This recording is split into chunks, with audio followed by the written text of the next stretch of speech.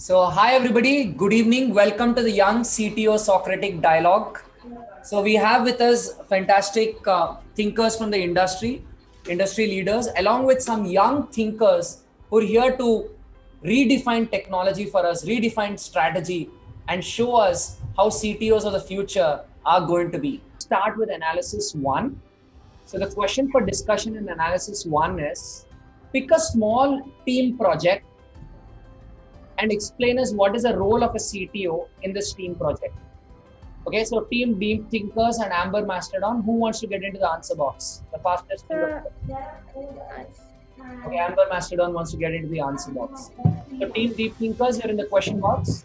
So Amber Mastodon, you have 1 minute to explain your answer to the question for discussion. Your time starts now. So we thought to think of a project related to planting. So we thought of two things. So as there's a problem with fertilizers and water shortage. So first, fertilizers contain chemicals, but fertilizers are actually used because there's nitrogen which plants needs in the soil, but not in a usable form. So there's nitrogen in them, but they contain chemicals. So we thought to make a device which can convert the nitrogen in the soil into a usable form that the plants can actually use. And then the water shortage, actually most farmers cultivate plants during rainy season, and sometimes the rain also doesn't come because there's no water. So we thought to convert the water vapor in the air with a device to water. And the main thing in technology what does here is that normally if looking at a normal way, all of this will take like maybe 3 to 5 days with a full power and industrial way, but with technology we'll try to complete in like few minutes. So the role of technology here is CTO here is that to make sure the nitrogen converting devices are only given to farmers having non-legumes plants, because legumes plants already have a bacteria which do the same thing to them, and that the devices should be distributed equally, and that the work is going on well, we get the proper revenue and we have the money for making more and for the materials, and the devices are made properly and are working properly. Thank you, Neha. Thank you, Team Amber Mastodon. Now over to Team Deep Thinkers for your questions.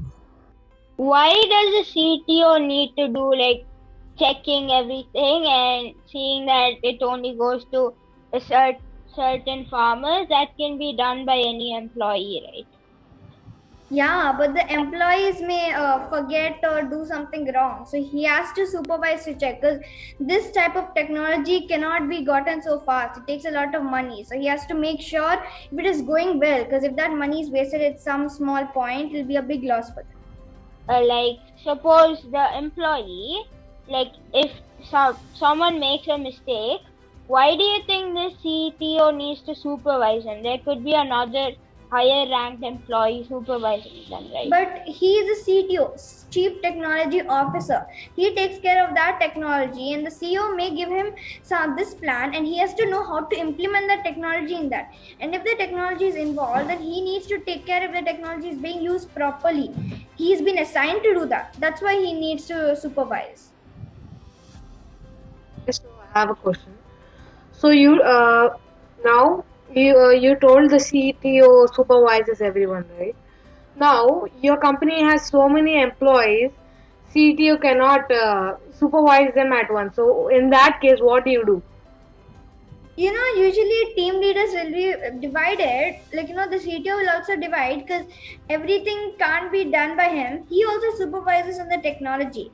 So as much as we know, CTOs also divide, even as we discussed before, they keep thought leaders also in, and then they keep leaders. They divide the work as well. What if there's a bug that nobody can solve, nobody else can solve, and only the CTO can solve?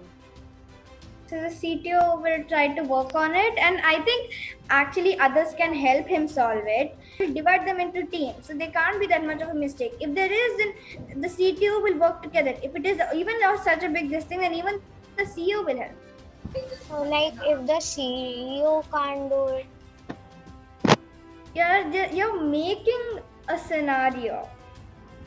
So what you're making may not be true. Like if you ask a question that goes to such an extent, then that may not be true. If I will come back to the last thing, if the CEO also can't do it, then the company will fall because they're not able to solve one problem that can make their whole company fall down. So for that, they need the CTO, CEO to know what they're doing. But a business should be stable at all scenarios. So It should be, but we are going to keep. If we're asking in general, if they do not, then their company is going to fail. But we are going to make sure that we have properly kept our company stable and we have divided the work properly, and that there is no problems that are going to come for us that the CEO also won't be able to solve.